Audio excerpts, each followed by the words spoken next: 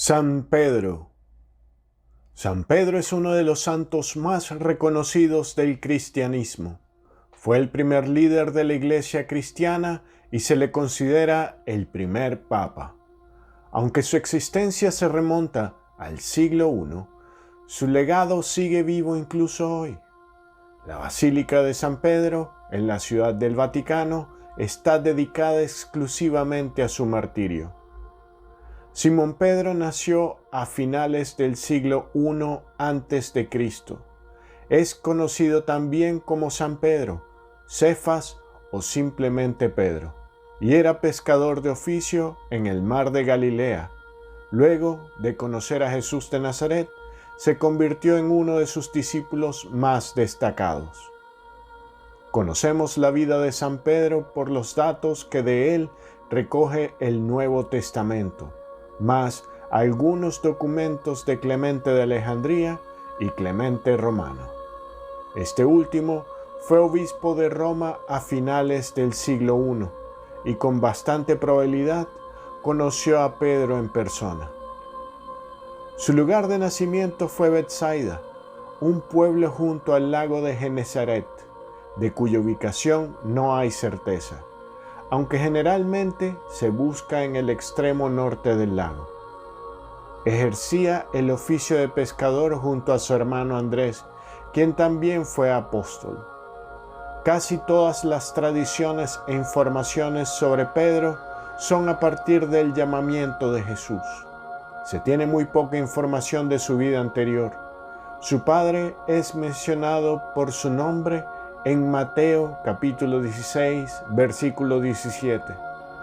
Jesús le habla como Simón, hijo de Jonás. Simón se estableció en Cafarnaúm, donde vivía con su suegra en su propia casa, al tiempo de comenzar el ministerio público de Cristo. Por ende, Simón era casado y, según Clemente de Alejandría, tenía hijos. El texto apócrifo Hechos de Pedro menciona que había tenido una hija. También, gracias al autor Clemente de Alejandría, nos llega la información de que la esposa de Pedro sufrió el martirio. Estas son las pocas referencias que se tienen de Simón Pedro antes de conocer a Jesús de Nazaret. Pedro fue incorporado como discípulo al principio del ministerio de Jesús.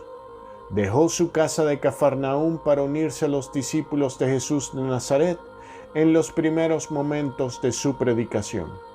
Junto con él se unieron a Jesús otros pescadores de la localidad, como su propio hermano Andrés y los dos hijos de Zebedeo, Santiago y Juan, todos los cuales formaron parte del núcleo originario de los 12 apóstoles.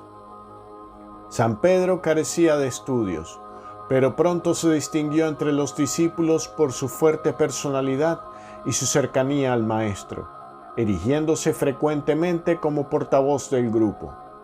A través de los evangelios puede trazarse un perfil bastante completo de su personalidad.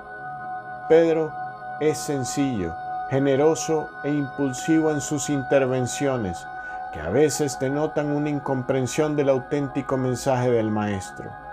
Jesús, por su parte, muestra por Simón una predilección que aparece patente desde el primer encuentro.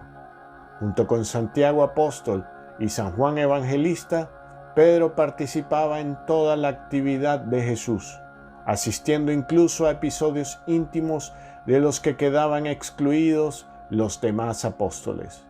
En Cafarnaúm, Jesús debió ser a menudo huésped de la familia de la que procedía la mujer de Pedro.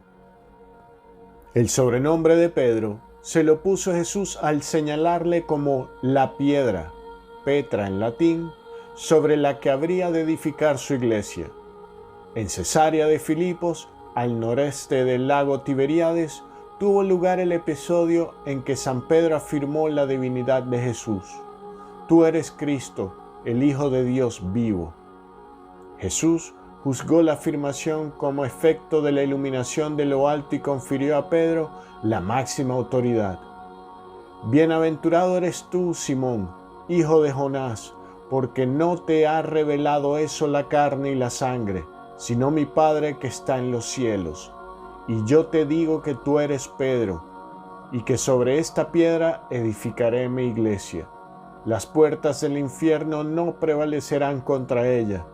Te daré las llaves del reino de los cielos, y todo lo que atares sobre la tierra será también atado en los cielos, y todo lo que desatares sobre la tierra será también desatado en los cielos.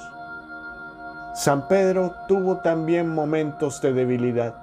Según el relato evangélico, San Pedro negó hasta 3 veces conocer a Jesús la noche en que éste fue arrestado, cumpliendo una profecía que le había hecho el Maestro. Pero arrepentido de aquella negación, su fe ya no volvió a flaquear y, después de la crucifixión y la resurrección, fue privilegiado con la primera aparición de Jesús y se dedicó a propagar sus enseñanzas.